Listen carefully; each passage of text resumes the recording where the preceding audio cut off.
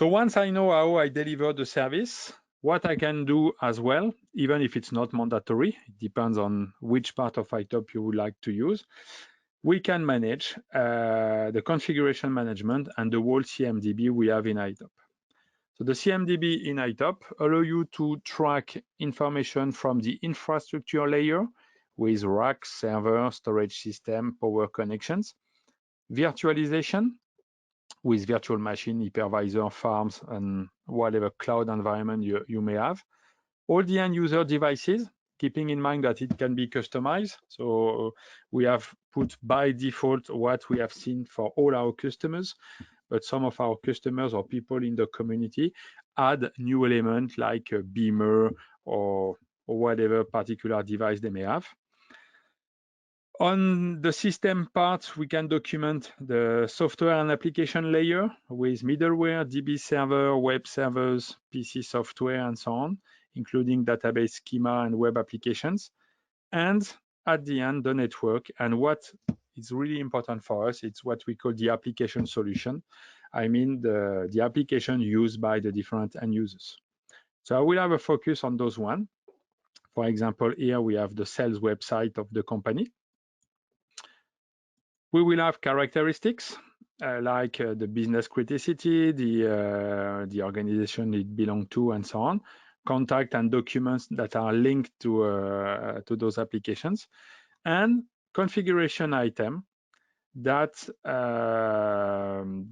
define this application. So in my example, the sales website is using a CRM and an ERP. If I look at the CRM, I will have as well characteristic, and I can document the configuration item, the database schema, and the web application, so it's Sugar CRM, that are used for my applications. Once again, I have contact and document. Doing this, you may have different teams that will populate those information manually, automatically.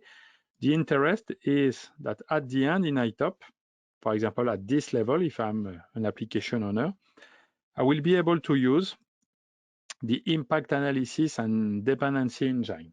So if I click on depends on, for example, I will navigate through the CMDB and I will get all the layer of architecture of my application. So here I have my sales website, the CRM and the ERP, all the different components, the list of VM and servers that are hosting those applications, as well as the infrastructure and the network layer. You are not forced to document everything. Part of our customers are just documenting the application layer and the virtual machine. Some information are quite easy to populate automatically via inventory system, like, for example, the virtualization layer. Some are more complex, the software layer. But if you have the information, you can store them in the application and use them for dependency analysis. Or on the other hand, if I look at my server number one, I can use the impact analysis engine. And in that way, I will go the other way. So I will be able to identify that if my server goes down, I have redundancy, but currently I have an incident, the number 56 on the SX2, so the redundancy is broken, and so I will impact my cell website. And if I look at my cell website, okay, I can have informations. So I will just edit the cell website to add an information, for example, a contact. So I can add easily a contact for this application, for example, Bruce Lee. Okay, and you will see that when we will do impact analysis in the ticketing system, we will be able to access information for this guy. So I have my CMDB, a lot of elements. As I said just before, you are not forced to populate everything. You will have to enter information for what is really important for you. To enter information and to populate that, we have different ways. The first way to populate information is to use the CSV import engine that allow us to import data quickly using either an Excel document or a CSV file. So let's look at an example. I will get my PC, which are there. So I have for the moment about 20 PC. I can export them from iTop. So you can export anything if you are allowed to, and if you are allowed to access the information. So by default, I will just import mandatory informations. I'm not forced to populate everything. It depends on the constraint I set in the application. I get them. And the interest of the import mechanism is that you can first update information. For example, I would like this PC to be put in the IT department instead of the demo department. I will create PCT1 for the organization demo, and I will add a list of elements. Blah, blah, blah, blah, blah, blah. Okay.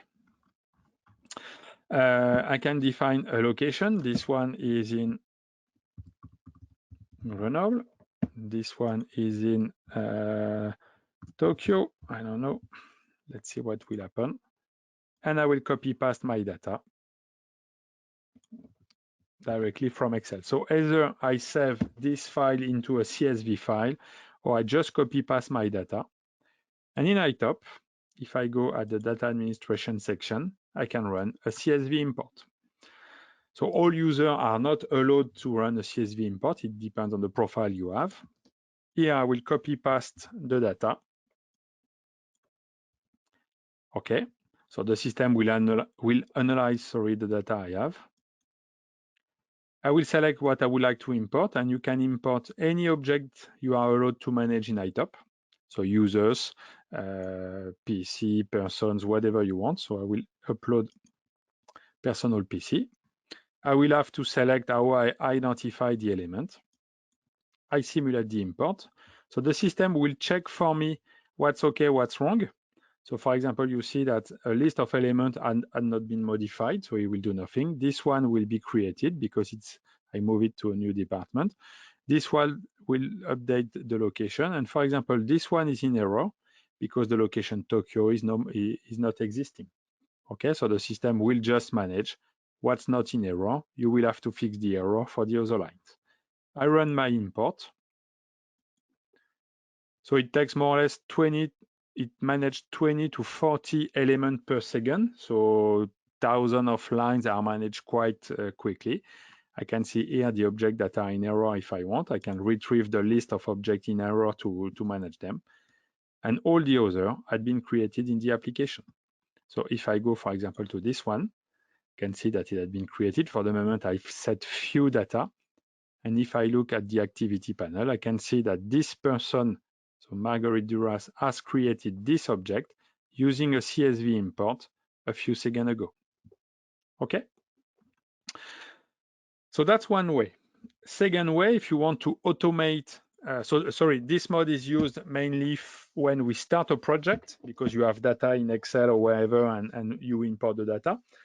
The second mode is to use in iTop the synchronization engine that will allow you to automate CSV load, I would say. So in my example here, I have data synchronization defined with different tools. In iTop, at Combodo, we have not developed our own agent to collect data. We interact with already existing systems like LDAP and Active Directory, for example, for the contact.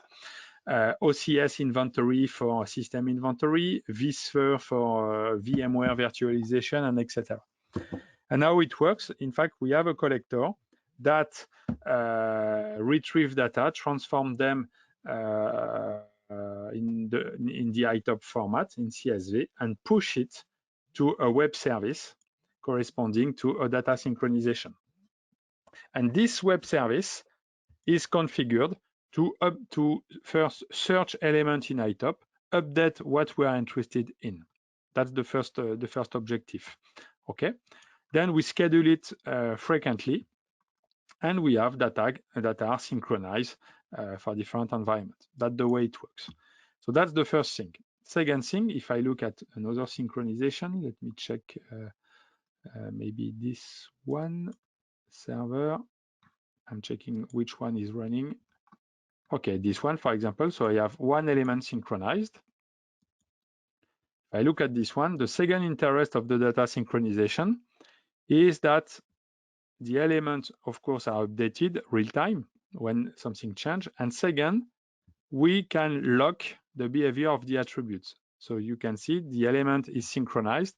And so the attributes that are updated by the data synchronization are locked.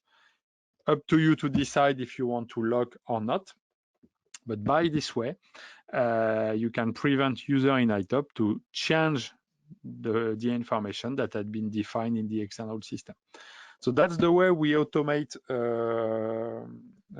data update in iTop.